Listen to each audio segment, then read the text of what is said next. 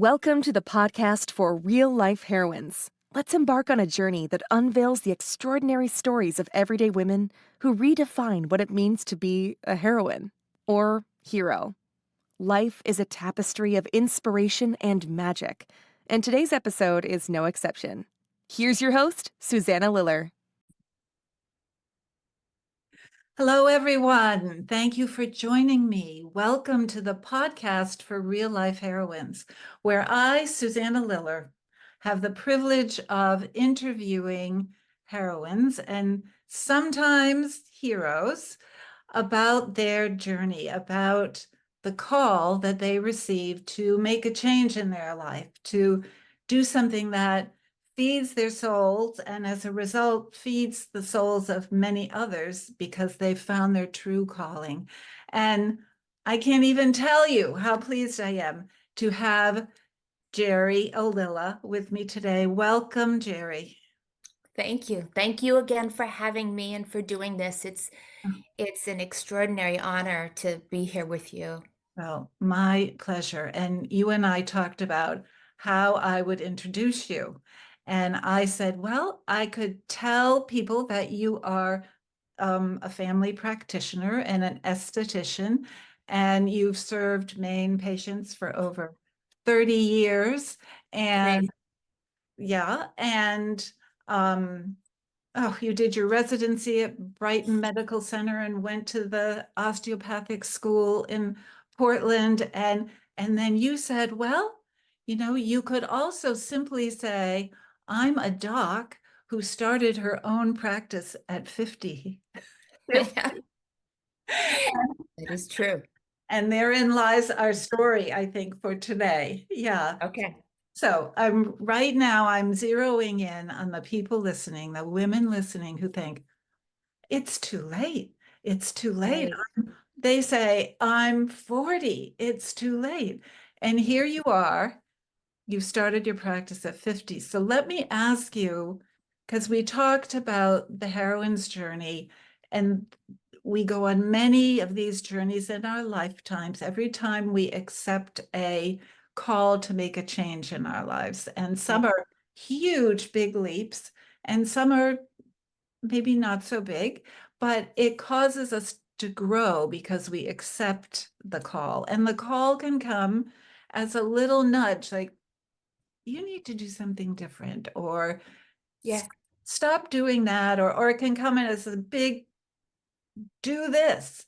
So I'm wondering, oh, and you and I talked about before that, maybe even just before the call is coming, you're in something called ordinary life. So you're going around doing your thing. So maybe you could share with us, because this is the gist of this podcast. Sure. What was your ordinary life? And then what happened? What called you to do what you're doing, start your own practice at 50? Yeah. When you first posed that question to me, I had to really think about it because, like all women, my life has felt like a mad dash.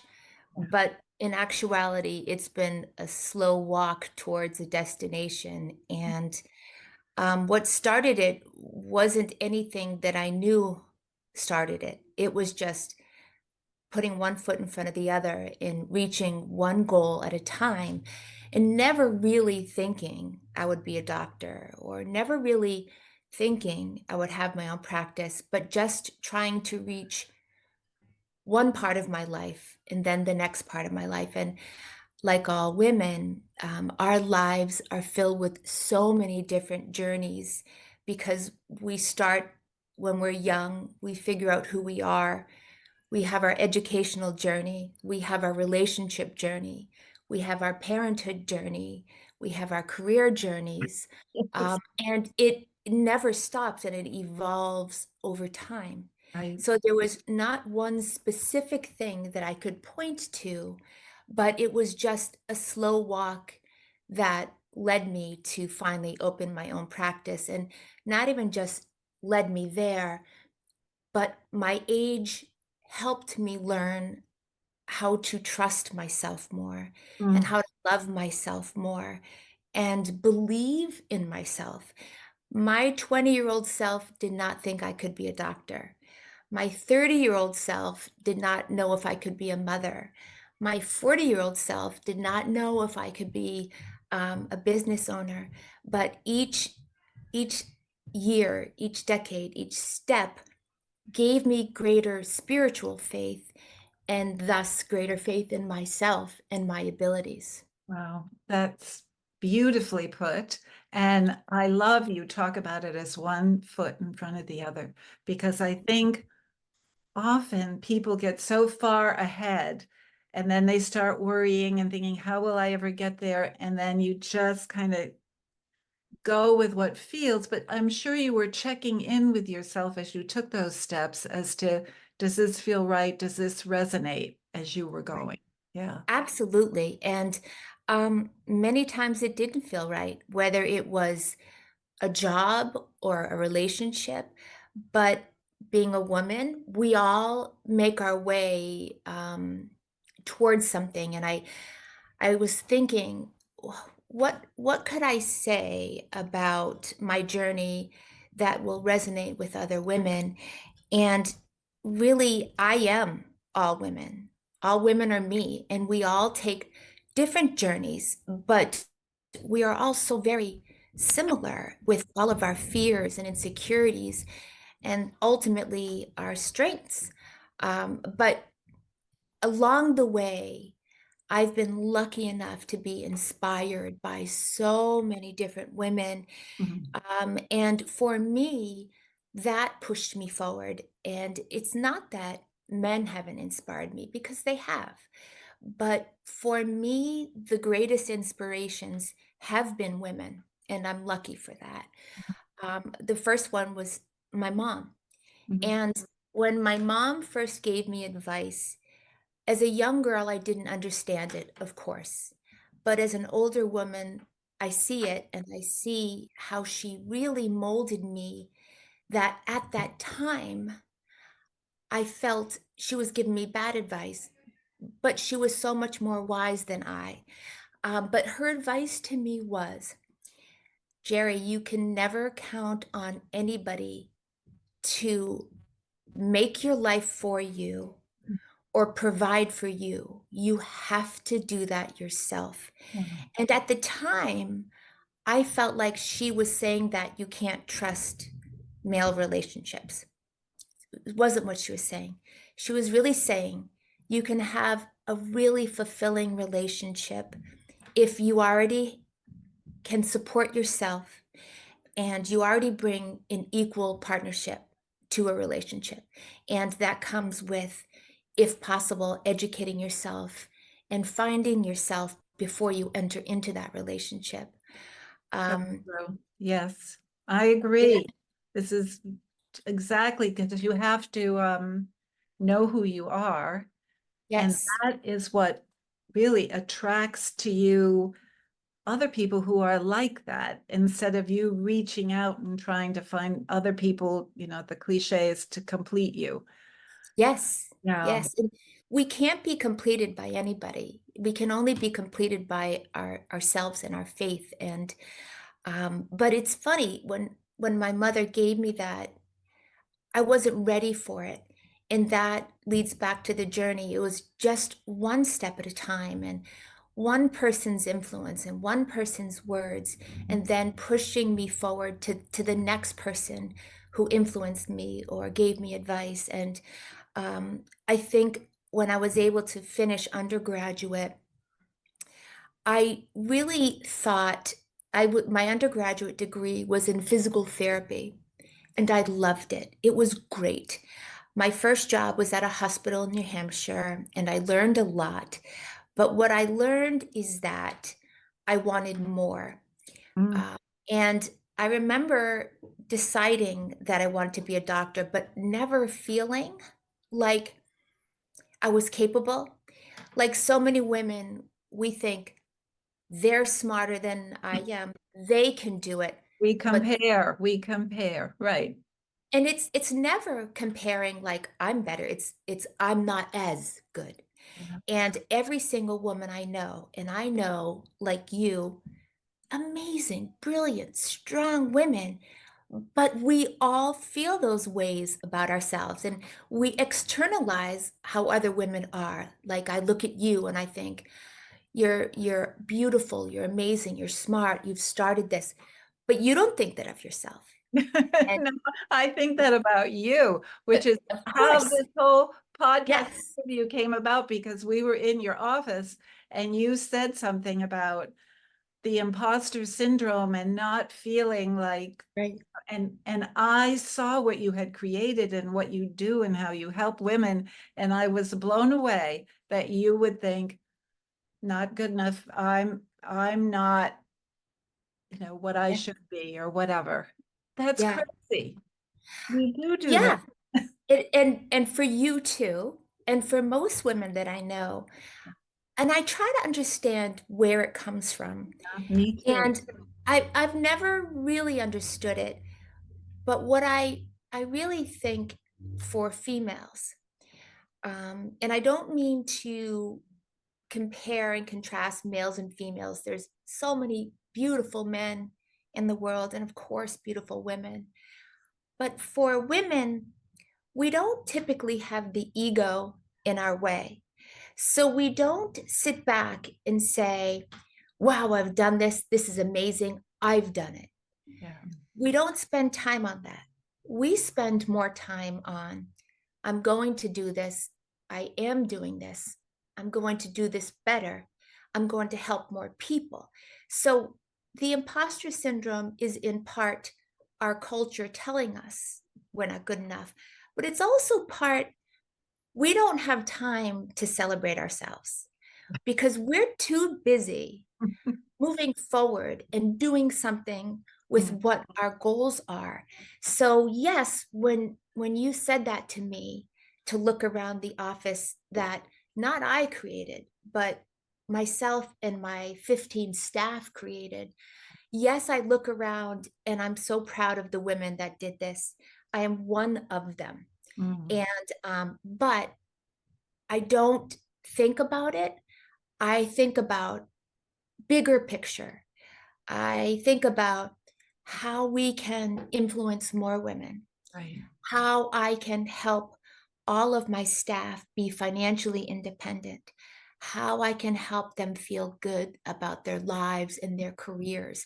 So the imposter syndrome, yes, it holds for every woman I know, but we don't really think a lot about it because we're too busy moving forward and creating and doing Mm. and raising other women up. And I think more and more we are looking to each other and sort of linking arms and Yes, helping each other. And of course that rise causes everyone to rise, that when we do that. I think collaboration, sharing is one of our biggest gifts as women because we do it naturally. we do. We Yeah. really do. And we are. We are the leaders of the world. Everybody knows that. And by saying that, I'm not trying to make a political statement and say there needs to be a female in office.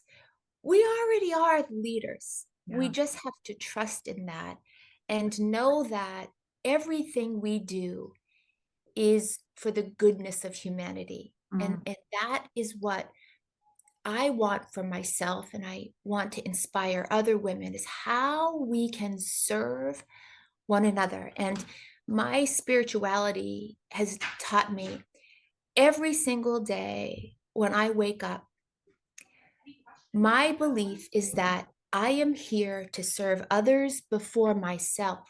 Mm. And every single day, I am lucky because I get to do that with almost all women.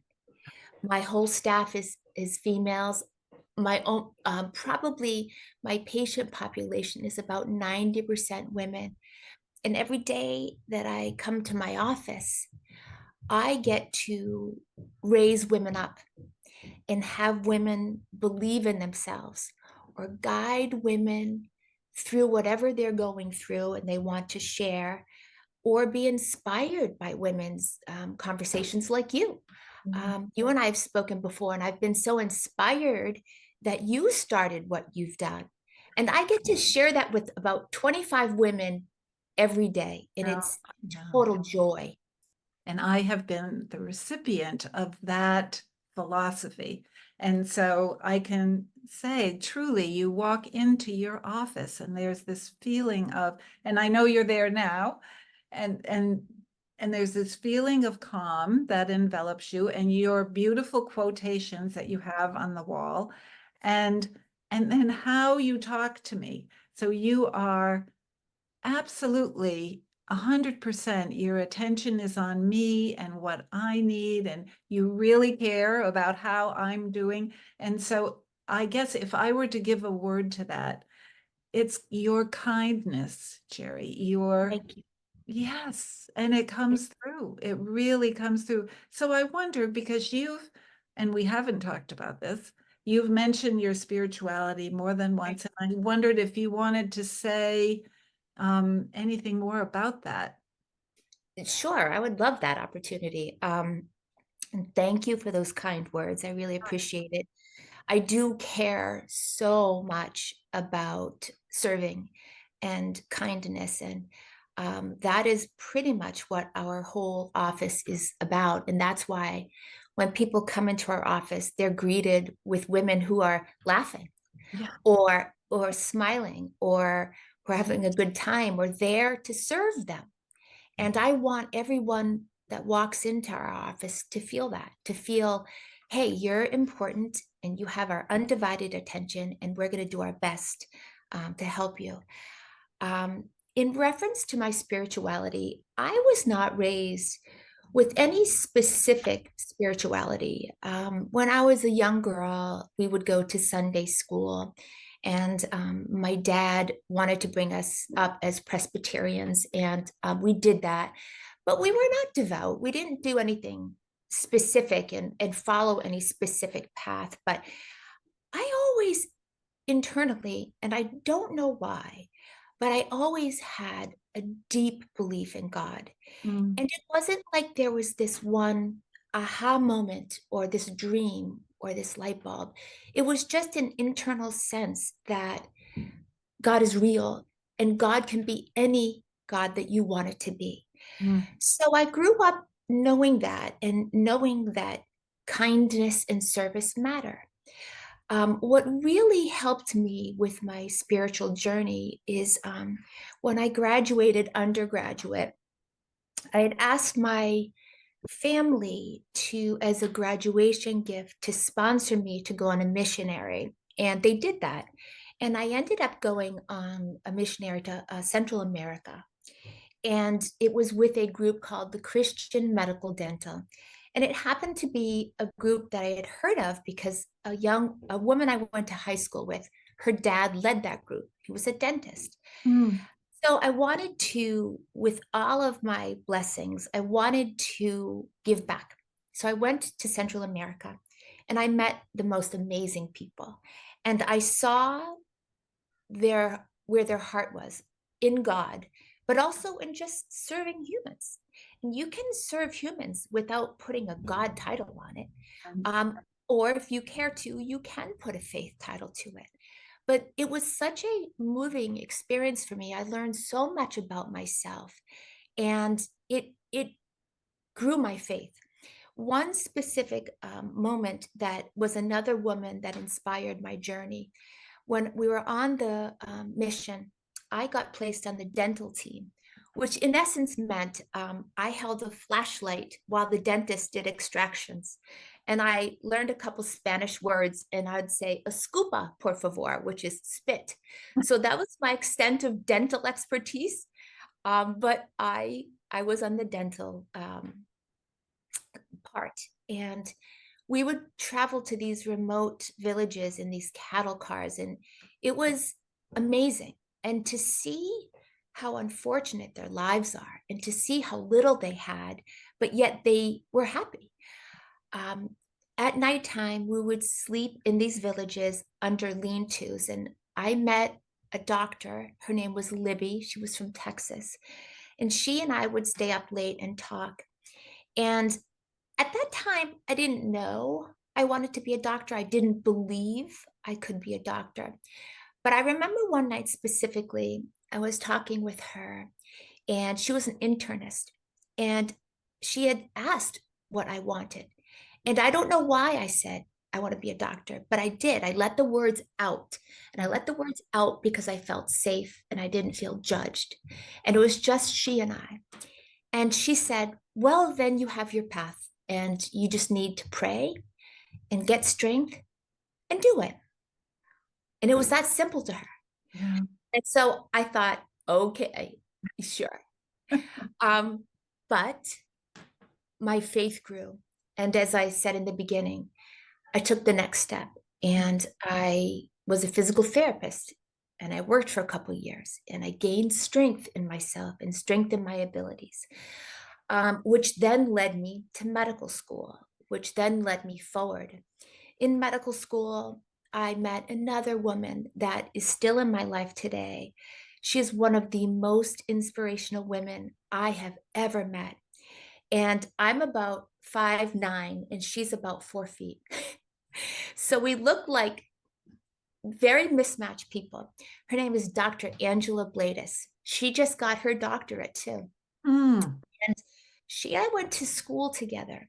And when I went back to medical school, she was so faithful in her service to God. She would always call me and say, hey, they're having a special mass. Would you like to go with me? And I would go. She's very Catholic, raised very Catholic. And she just had the kindest heart and the deepest faith. And through each step, she inspired me by bringing me to church, by talking about God's grace, and by talking about service of others. And so she was really one of the biggest inspirations for me to become more faithful and with that serve people. Yeah. Do you feel, I mean, when I'm with you, I just get this sense of, I don't know, I'm going to say love, and, you know, which is translated into service. And, but do you feel it as God, or again, whatever you want to call it, spirit coming through you, allowing Yeah. you to, yeah, yeah. I do. I see it. I see love as all embracing. Yeah. If you want to call it Judaism, if you want to call it Muslim love, if you want to call it Christian love, love is love. Mhm. And we are here to give that to one another. Right. And who am I to judge love? Love Mm. is based on kindness and committing to each other and committing to the service of one another. And I hate to keep saying it, but it is just the simple truth. We are here to be loving and kind, and we fall short. Specifically, I fall short because I am just a human. But thankfully, we get every day to stand up and try again and bring it forth and inspire each other. You know, one act of kindness inspires another act of kindness. And it's really quite contagious. And putting a spiritual name to it, okay. But just putting a human name to it is even better, because then we can just love one another without judgment or fear or criticism, because it seems like we're all facing a lot of that now. Definitely. And it's so we all can get under that umbrella of love and not worry Yes, about the labels, right? that's right.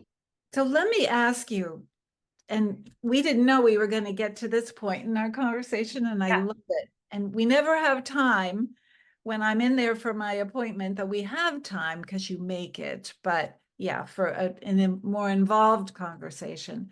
right. But part of the heroine's journey and part of what grows the heroine, and to me, a heroine is anyone who's willing to check in and listen to their inner voice, their intuition, the voice of God, whatever you want to, what's within them, and follow that and take a risk and leave their comfort zone. That's a heroine. And but they go out into kind of the unknown. For you, establishing your own practice at 50, that was a big unknown going on that journey. And we face challenges. So can you even think of one that has been Yeah, hard for you? Or more, but give us one that has. I can think of many. It was very scary. And luckily, I started my practice with three other amazing women, one of which is my best friend, Alicia Labrie, another beautiful, strong woman, and her mother and sister work here too, and extraordinary women. But when I first started, I started because I was a single mom and I was 50. I was supporting my kids with my ex, but I certainly had to make a living. I'm like every woman, my kids went to a private school, and I was lucky for that, but that's at a cost. And so I had to produce. That's not easy. Mm, So I was inspired to start my practice because where I was working, a comment was made, and I'm grateful for this comment. At the time, I felt hurt by it, but I now know it was the push I needed. And the comment was something like, we could hire 2 nurse practitioners for your pay. mm, And when I heard that, I thought, uh-oh, that's true. And what if? And I realized my mother started ringing in my ear again. My mother died a long time ago, but I thought, my mom was right. I can't count on any one person. I have to count on myself. So when that comment was said, I thought, okay, now is the time. And I did one step at a time. I asked my best friend, will you do this with me? She said yes. She then went to another very close friend and said, do you want to do this with us? mm, She said yes. And then one more. And it was just recruiting women that I loved and going out and looking for a building and mm, then finding the building and then finding an attorney to create an LLC. It was truly one learning step at a time. mm, And it was all of us together learning. So I was not alone. I was with strong women who believed in me. mm, And because they believed in me, I was not going to let them down.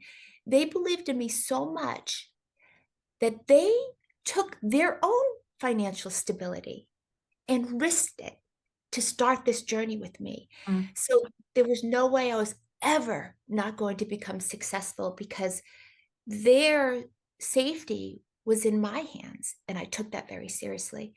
But so we started our practice. And to your question, what was a hardship? I remember we started the practice. It was our first day open. And I think I had 2 people on my schedule. And I thought, oh God, what did I do?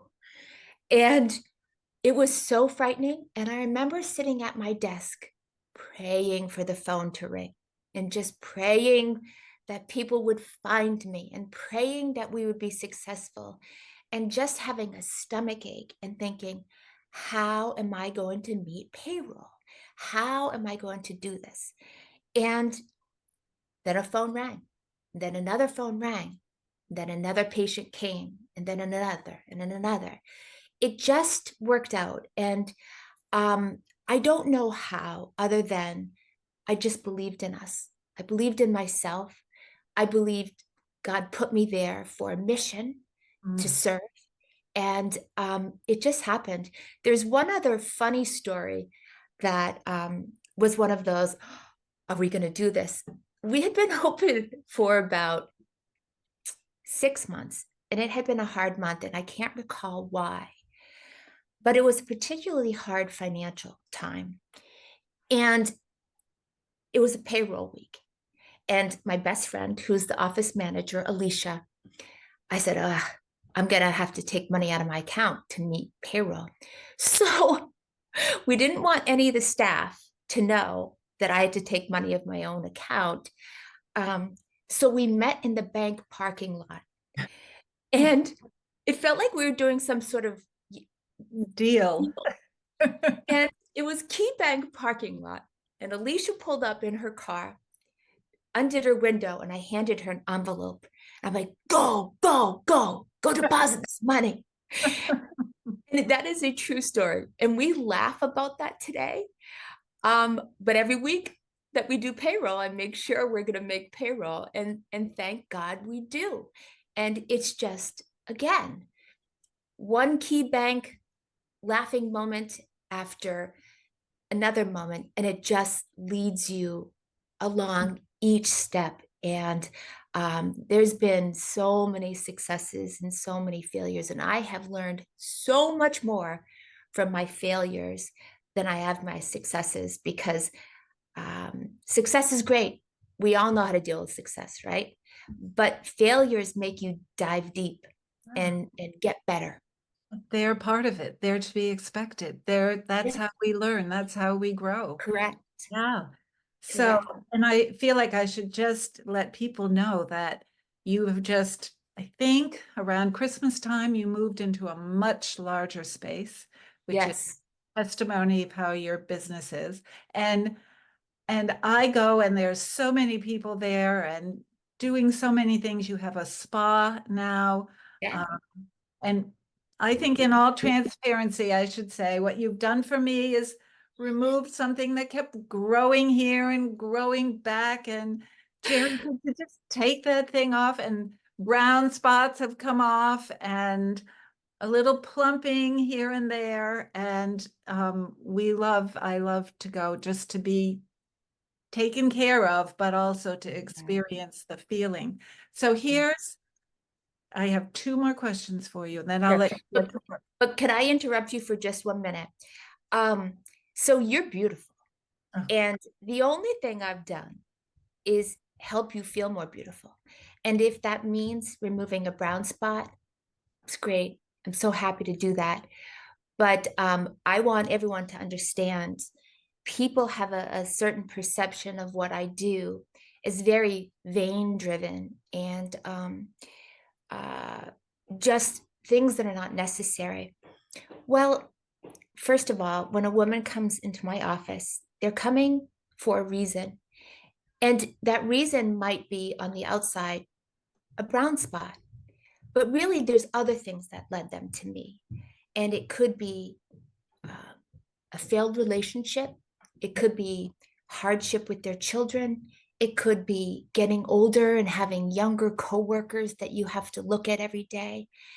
And in my small little way, just hearing what women have to say, validating them, letting them know they are so beautiful with or without the brown spot, but helping them to remove a brown spot and go back into the world and feel more empowered.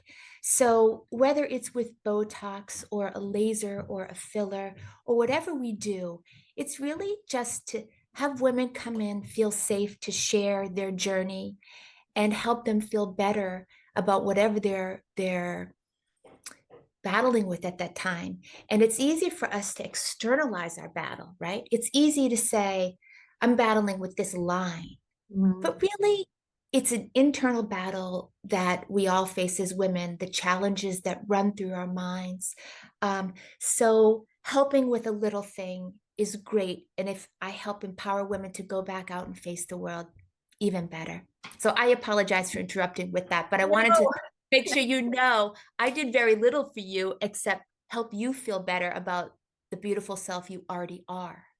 And what a wonderful thing to say in this podcast that women need to hear. Absolutely. Yes.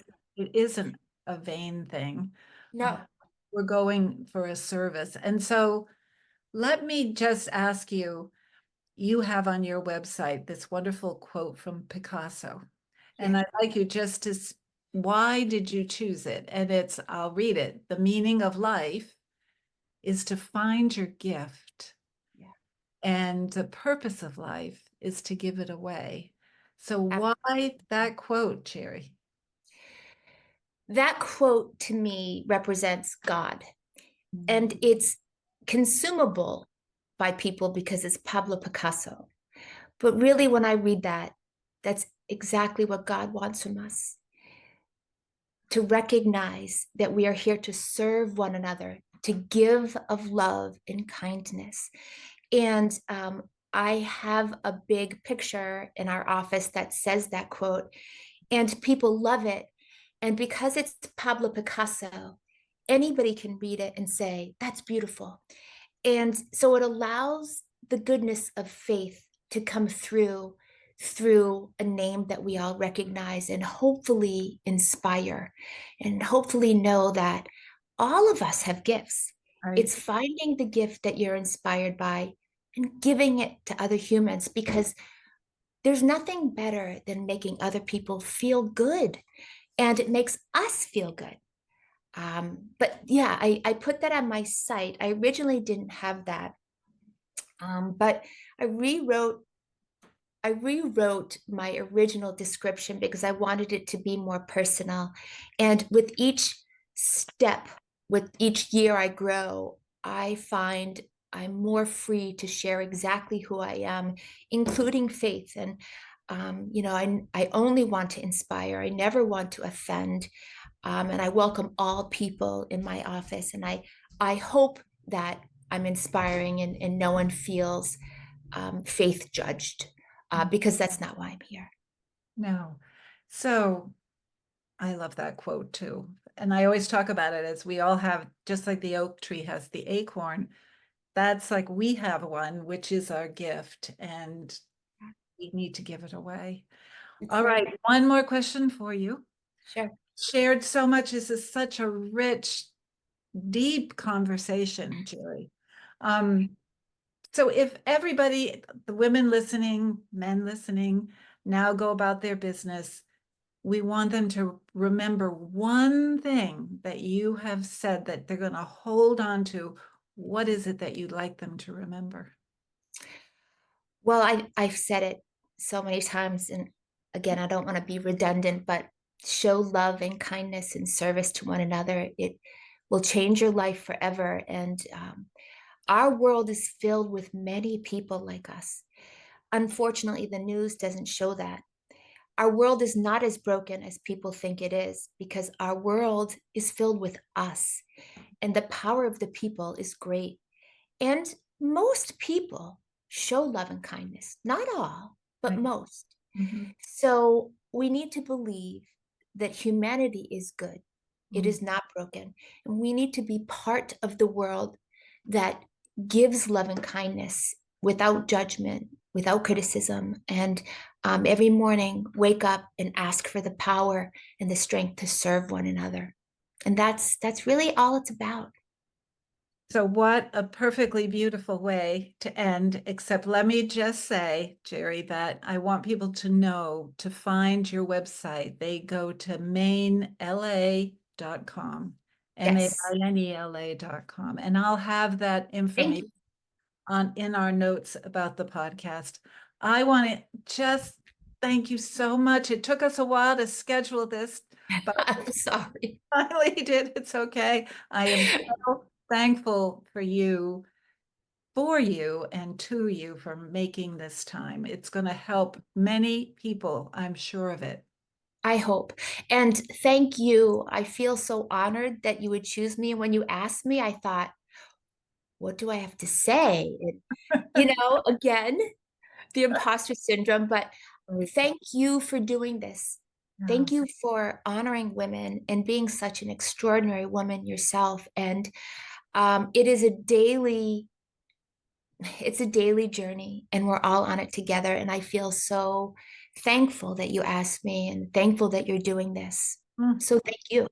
You are so welcome. So arm in arm, we will Yeah. all, those listening and Gerry and myself, we will continue to put one foot in front of the other and spread kindness. And those of you that are listening to my podcast, I'll have another amazing woman to talk to you next month. So please listen in, and good luck and blessings on your journey. Thank you so much. Thank you for joining us for this episode of the podcast for real life heroines. Your time and presence mean the world to us. If you're hungry for more inspiration and ready to craft your own heroine story, connect with Susanna outside of the show. Visit SusannaLiller.com to discover her courses and programs designed to empower you on your journey. Until next time, may your days be filled with the courage and strength of a true heroine. Stay inspired.